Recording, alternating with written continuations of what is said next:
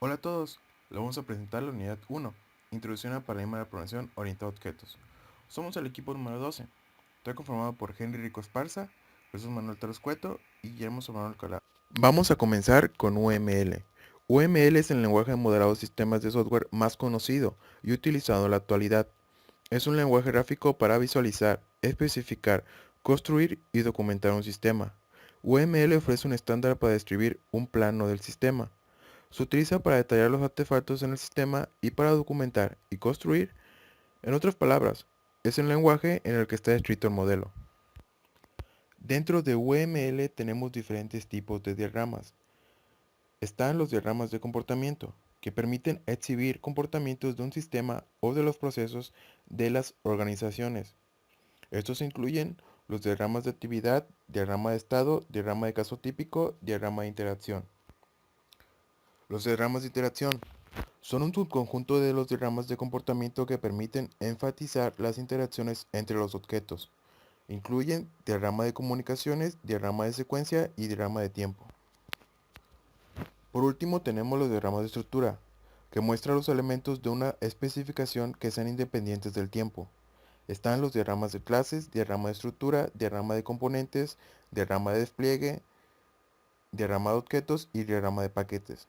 Dentro de estos diagramas tenemos el diagrama de clases, que es en el cual nos vamos a enfocar. Diagrama de clases. Los diagramas de clases muestran las diferentes clases que componen un sistema y cómo se relacionan unas con otras. Son diagramas estáticos, porque muestran las clases junto con sus métodos y atributos, así como las relaciones estáticas entre ellas, qué clases conocen a qué otras clases o qué clases son parte de otras clases, pero no muestra los métodos mediante los que se invocan entre ellas. Elementos de los diagramas de clases. Clase. Es la unidad básica que encapsula toda la información de un objeto. Un objeto es una instancia de una clase. A través de ella podemos modelar el entorno de un estudio, una casa, un auto, una cuenta. En UML, una clase es presentada por un rectángulo que posee tres divisiones, en donde superior contiene el nombre de la clase, intermedio contiene los atributos o variables de instancia que caracterizan a la clase, inferior contiene los métodos u operaciones, los cuales son la forma como interactúa el objeto con su entorno. Atributos. Son valores que corresponden a un objeto, como color, material, cantidad, ubicación. Generalmente se conocen como la información detallada del objeto. Ejemplo, el objeto es una puerta. Sus propiedades o atributos serían la marca, tamaño, color y peso.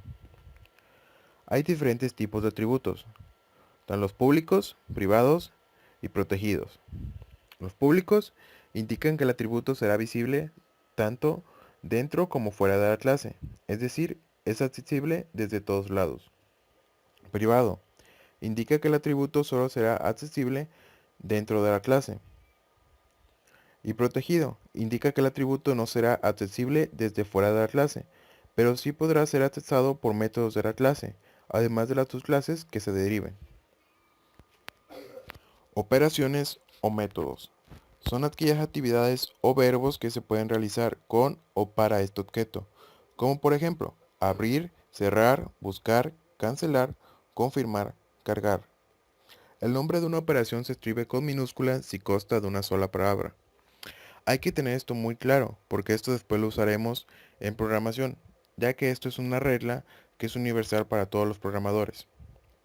Si el nombre contiene más de una palabra, cada palabra será unida a la anterior y comenzará con una letra mayúscula, a excepción de la primera palabra, que comenzará en minúsculas. Así como vimos los diferentes tipos de atributos, también hay diferentes tipos de métodos, pero son los mismos, que son públicos, privados y protegidos. En público indica que el método será visible tanto dentro como fuera de la clase, es decir, es accesible desde todos lados. Privado indica que el método solo será accesible desde dentro de la clase. Y protegido indica que el método no será accesible desde fuera de la clase, pero sí podrá ser accesado por métodos de la clase, además de métodos de las subclases que se deriven. Relaciones entre clases. En un diagrama de clases, los vínculos entre clases se representan por líneas, a las que se les da diferentes características, dependiendo del tipo de relación. Adicionalmente, en los extremos de estas líneas puede colocarse la descripción del rol que asume cada clase en esta relación.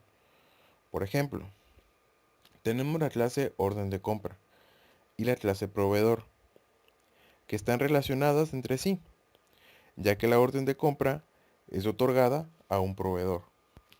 Cardinalidad. También en los extremos de la línea se coloca la cardinalidad, que describe cuántos objetos de cada clase pueden participar en la relación, un mínimo y un máximo. La cardinalidad de una relación puede ser ninguno o muchos, uno o muchos, exactamente uno, un número fijo o un número variable. Ejemplo de cardinalidad. Tenemos la clase orden de compra y la clase proveedor. Una orden de compra se otorga a un proveedor y solo a uno. Un proveedor puede tener asignadas ninguna, una o muchas órdenes de compra. Generalización. Como hemos visto anteriormente, entre dos clases puede existir una relación de herencia o en la terminología de UML de generalización. Para representar este tipo de relación se va a utilizar una línea con un triángulo vacío al final. Ejemplo, tenemos la clase perro. Perro es un mamífero. Mamíferos, aves y reptiles son animales. Agregación. Cuando una clase es parte o componente de otra clase, se le denomina agregación. Para representar esta relación, se va a utilizar una línea con un rombo al final.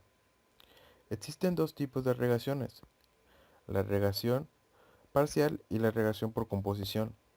Si es una agregación parcial, se va a utilizar un rombo vacío. Si es una agregación por composición, se va a utilizar un rombo lleno. A continuación veremos ejemplos de los tipos de agregación. Agregación parcial. Tenemos a la clase mamíferos y la clase perros. La clase mamíferos y la clase perros tienen una relación de agregación parcial, ya que la clase perros forma parte de la clase mamíferos, pero no la compone en su totalidad. Ahora un ejemplo de relación por composición. Tenemos a la clase motor y la clase partes. La clase motor y la clase partes tienen una relación de agregación por composición, porque la clase partes compone a la clase motor en su totalidad. No existen otras clases que participen en la composición de la clase motor. Asociación. Si existe un vínculo entre los objetos de las clases, se denomina relación de asociación. Para representar este tipo de relación, se va a utilizar una línea. Por ejemplo, tenemos la clase orden de compra y la clase proveedor. Estas se relacionan entre sí, ya que la orden de compra es otorgada a un proveedor. Muchas clases pueden estar asociadas a una misma clase. Por ejemplo, en una intervención quirúrgica participan cirujanos, anestesiólogos y enfermeras, y un paciente, que es al cual se le va a hacer la intervención. Dependencia o instancia.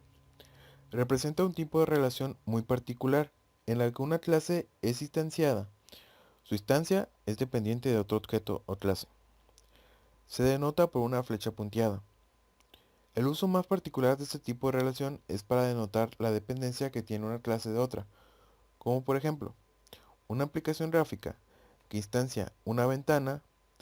La creación del objeto ventana está condicionada de la instancia proveniente del objeto aplicación. Ahora daremos un ejemplo de un diagrama de clases. El siguiente ejemplo es sobre un programa para una tienda que compra y vende videojuegos.